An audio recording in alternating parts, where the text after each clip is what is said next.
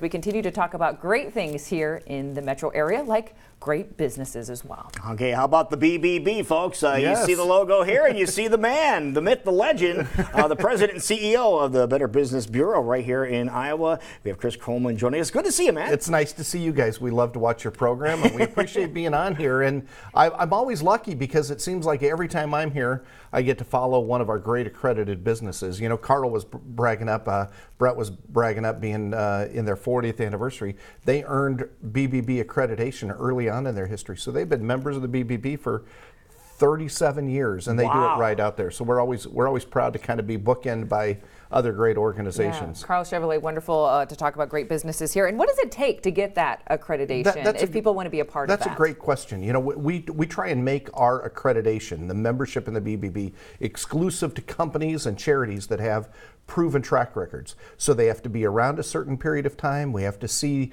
that they either avoid complaints and bad reviews by customers, or we look to see how they respond to those. And so because it's going to happen. It's inevitable. Happens to everybody. You know, you can't have a growing big business without an employee making a mistake. A lot of times they're honest mistakes, and we see the character of companies by the way they respond to those. In fact, I almost always tell my kids and my family, you know, I'd rather do business with a company that had a complaint and I saw that they handled it really well than to kind of roll the dice and not know how they'd really handle a complaint because they've never had one. Right. That the BBB's never tracked them. And so we look at complaints, we look at government records, we actually do on businesses that are, you know, single ownered, you know, where it's a sole proprietorship. We check at their own personal criminal history and all that, because we don't want to give accreditation to somebody that's going to be in your home. Maybe they clean houses, or they repair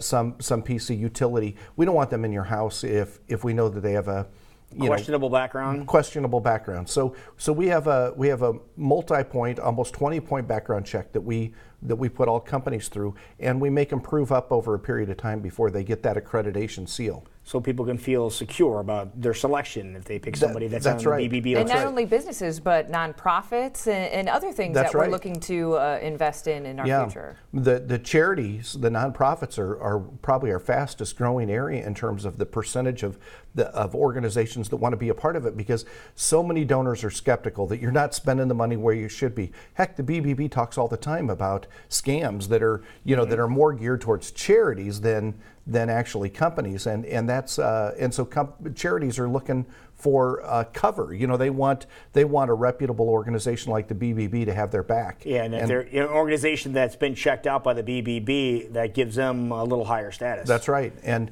actually for charities, we put all that information on our website. So if they're accredited, if they've gone through our background check, you can see what their CEO makes, what percentage goes to actual services as opposed to the overhead. So yeah, it's a great program, and it's another service that the BBB provides. You know, most of the people that work at the BBB aren't, you know, Gabby, PR people. You know, Bobby and I, you see a lot of, but most of us at the BBB are at our desk doing research and background checks and making sure that we hold companies accountable.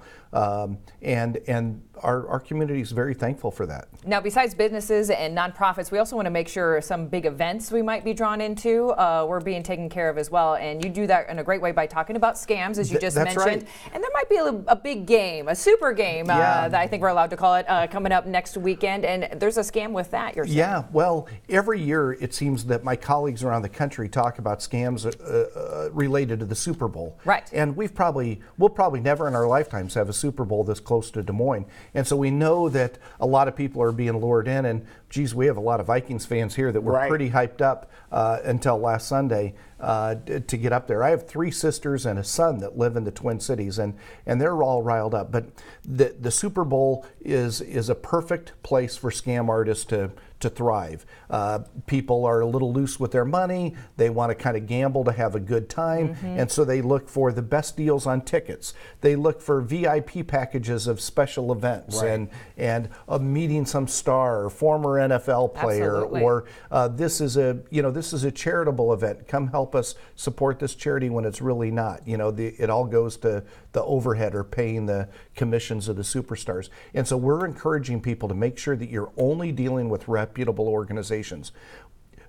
we're seeing a huge spike in complaints and worries about where to buy tickets because a lot of people in Minneapolis bought tickets really high, right? And now they're just not of that value. And scam artists are just trying to get rid of them. Scam artists on Craigslist and other ticket sources are trying to play on people, saying I'm willing to sell my ticket for anything.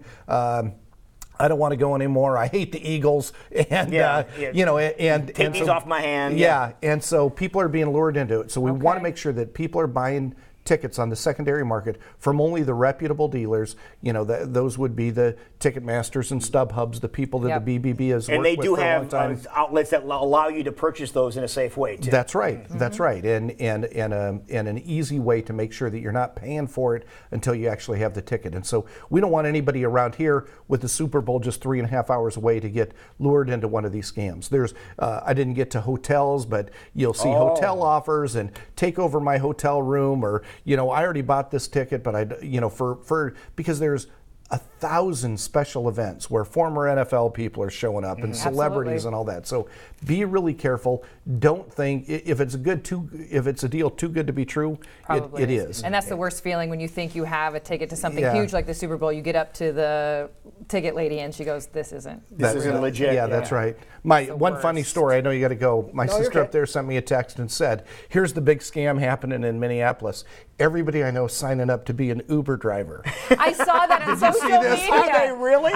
Because they want to drop them off in the wrong They want to drop the Eagles fans off in the wrong spot. I love it. I hope it's kind of true, but not really. That's funny. Go to the Super Bowl anyway. It's an incredible experience. But yeah, try not to get scammed on something. All right, so people want to get more information on these and some other scam stuff because you have a place on your website talking about scams. That's right. Yeah, if you go to bbb.org/scam tracker, or just to bbb.org and look for Iowa, you'll see local information about things happening right here. The scam tracker, BBB Scam Tracker, is really cool. We've talked about it before, but it's a map, and you can keep zeroing in on Des Moines or your neighborhood and see what kind of scams people have reported from your neighborhood. Right. It's pretty cool. And if people discover one, they've been involved as part of one or try to be part of one, let you guys know, right? That's right. All right. That's right. You can log on and put it on right there. Thank you, sir. Absolutely. Chris, it was great to see you. Yeah, thanks for having us. Thanks. Appreciate it. 7:52. Don't go anywhere. Totally serious news coming up next.